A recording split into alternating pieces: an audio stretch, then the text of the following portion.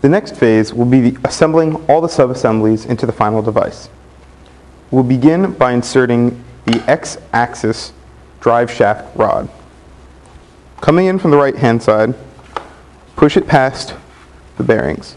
Before passing this plate, take one of these pulleys and place it so that the flat side faces the bearing.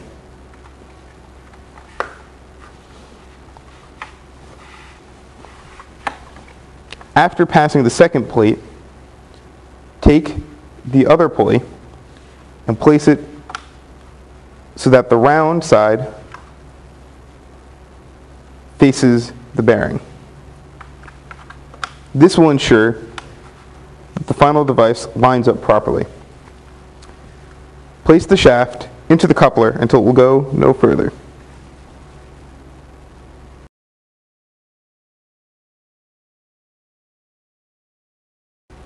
Next, we'll attach the Z carriage to the chassis using two 350mm shafts. Rotate the chassis onto the back plate. Take the shafts and insert them from above. Twist and push to insert them into the acrylic. Again, this will be a snug fit because the snugness of the fit will ensure that the shaft remains still later when using the printer. Once the shafts are the majority of the way in, take the plate and slide it over the shafts.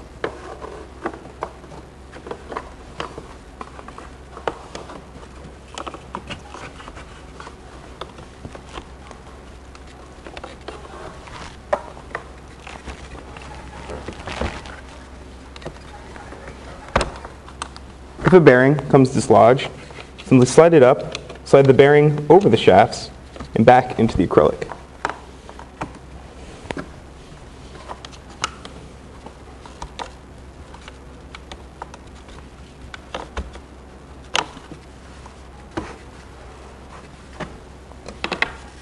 Pull the Z-axis to the top, as far as it can go. Then, begin putting the shafts back through the chassis once more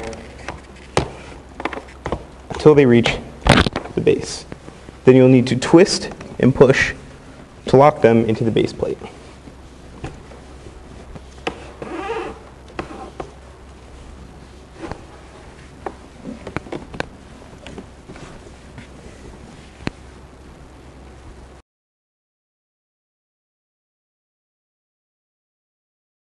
We will now attach the Z-axis motor support shaft to the motor.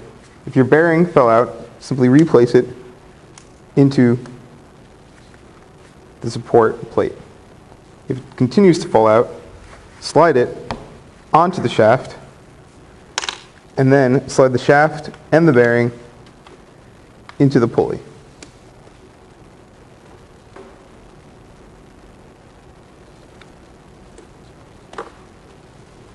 Press the motor flush up against this plate until it will move no more. Then, using the appropriate hex wrench, tighten the nut on the Z motor plate so it is secured.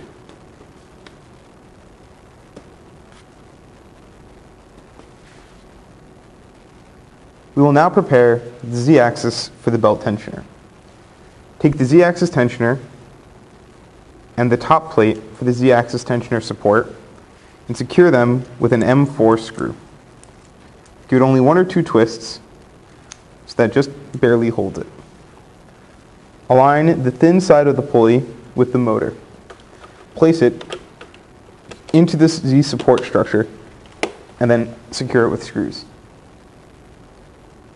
We will now prepare the Z belt clamp assembly. We'll take the Z belt clamp spacer and two sliding belt clamps. We will also need 4 of these M2.5 screws. Pass 2 of them through one of the spacers and the belt clamps. Attach them to the Z plate with a few twists. This will secure it so it will not move around too much, and allow you to adjust it for the belt later. Repeat for the bottom piece. We will now attach the Z-axis belt. The Z-axis uses a 9mm wide belt. Place the belt under the motor around the pulley. Pull up on the opposite side. Secure it to the bottom. The exact placement of its securement is not critical. If you need to, loosen the screws so that you can have a better workspace and force the belt up. Get the belt attached into the grooves of the belt clamp. Then, take the hex wrench and tighten the clamp.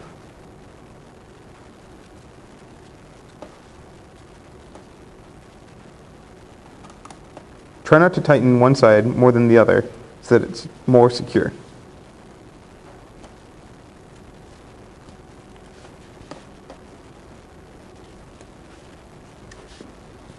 Once it is fixed here, pull it up and feed it through and around the upper pulley.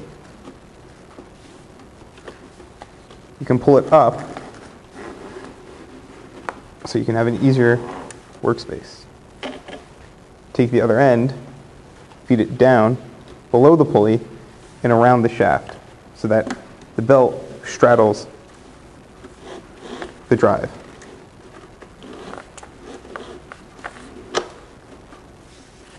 Then mark the pulley mark the belt around where you want to cut it.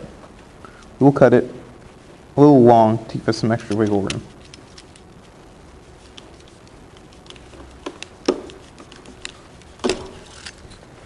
Remember, always cut away from yourself. Take the belt and feed it back through the belt clamp.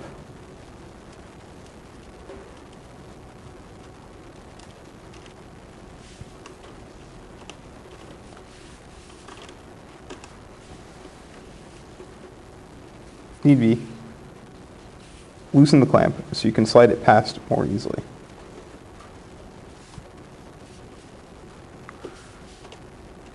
When you feel that it is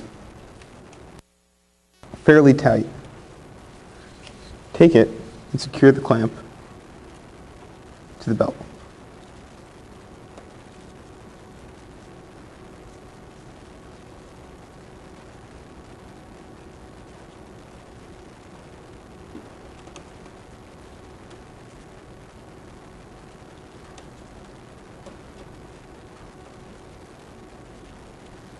Once this is done, pull this belt aside and cut off the remaining belt so that it will not slide past it as you use it.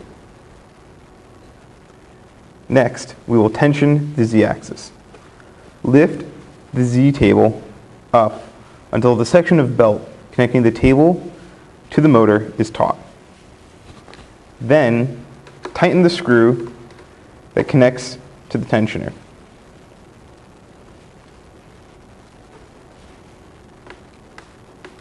Do so until it is fairly taut on all sides.